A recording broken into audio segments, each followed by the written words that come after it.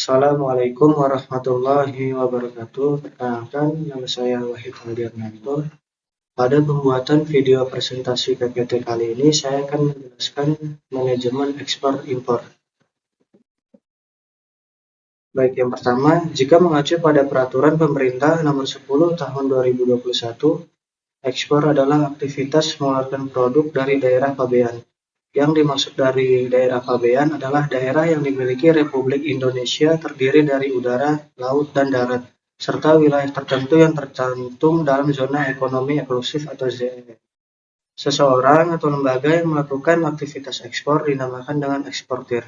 Aktivitas eksportir akan terjadi apabila suatu negara atau wilayah asal mengalami kelebihan produk yang mana telah mampu memenuhi kebutuhan negara atau wilayah. Negara atau wilayah yang melakukan ekspor akan mendapatkan pemasukan dari negara lain. Pemasukan tersebut akan disebut dengan devisa. Selanjutnya, dalam Peraturan Pemerintah Nomor 10 Tahun 2021, impor adalah aktivitas memasukkan barang ke dalam daerah pabean. Adapun barang yang dimasukkan terdiri dari berbagai macam, mulai dari kendaraan transportasi hingga tenaga manusia.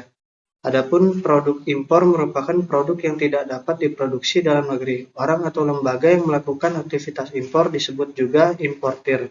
Keuntungannya didapatkan dari harga produk tersebut yang mana biasanya lebih murah daripada produksi dalam negeri.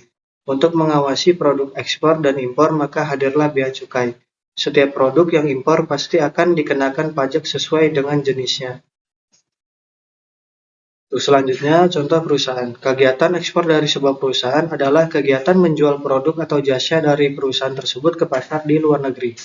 Dalam kegiatan ekspor, perusahaan akan mengirimkan barang atau jasa tersebut ke negara tujuan melalui berbagai cara, seperti melalui kapal laut, pesawat udara, atau kereta api.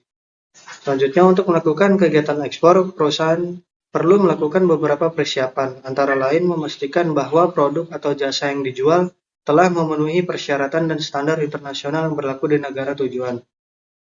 Menyiapkan dokumen-dokumen yang diperlukan untuk proses ekspor seperti faktur, surat izin ekspor, dan sertifikat asal produk, serta menjalin hubungan bisnis dengan agen atau pihak yang memfasilitasi proses ekspor, seperti perusahaan logistik atau agen bea dan cukai.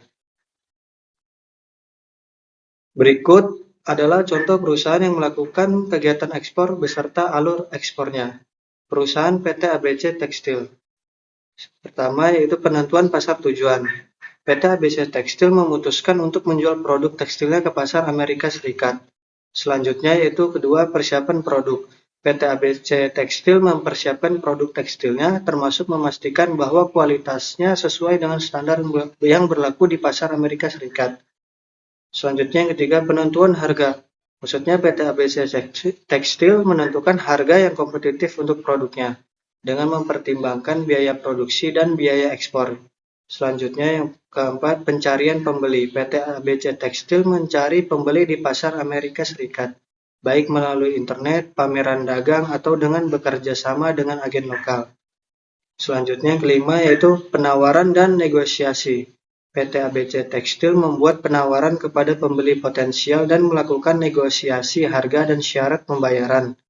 Yang keenam, yaitu kontrak dan persiapan pengiriman. Jika penawaran diterima, PT ABC Tekstil membuat kontrak dengan pembeli dan mempersiapkan dokumen-dokumen yang diperlukan untuk proses ekspor, seperti faktur, surat izin ekspor, dan sertifikat asal produk.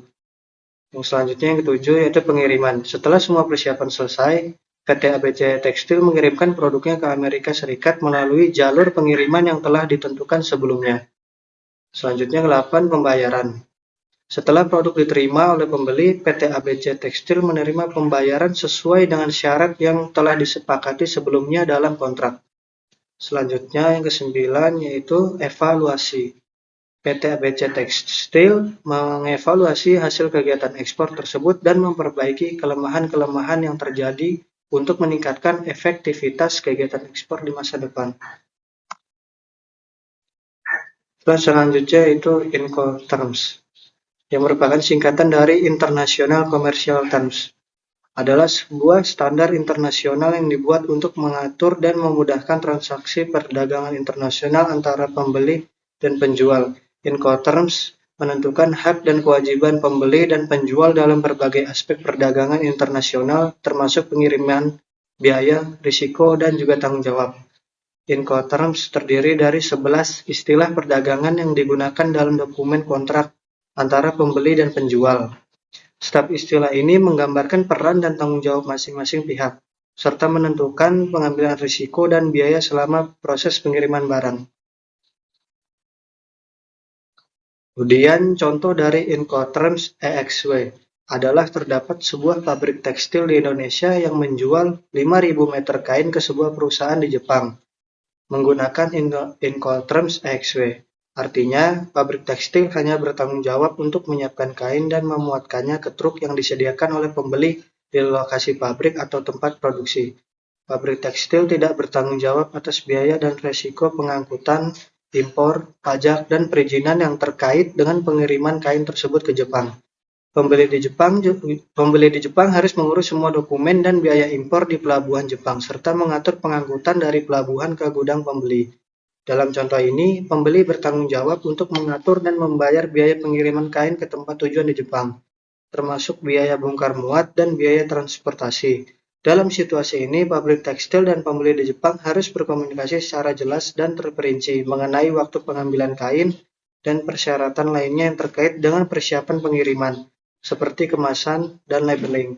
Semua persyaratan ini harus dipatuhi oleh pembeli agar pengiriman dapat berjalan lancar dan tanpa hambatan. Terima kasih, sekian yang bisa saya sampaikan. Kurang dan lebihnya saya mohon maaf. Wabillahi taufiq wal hidayah.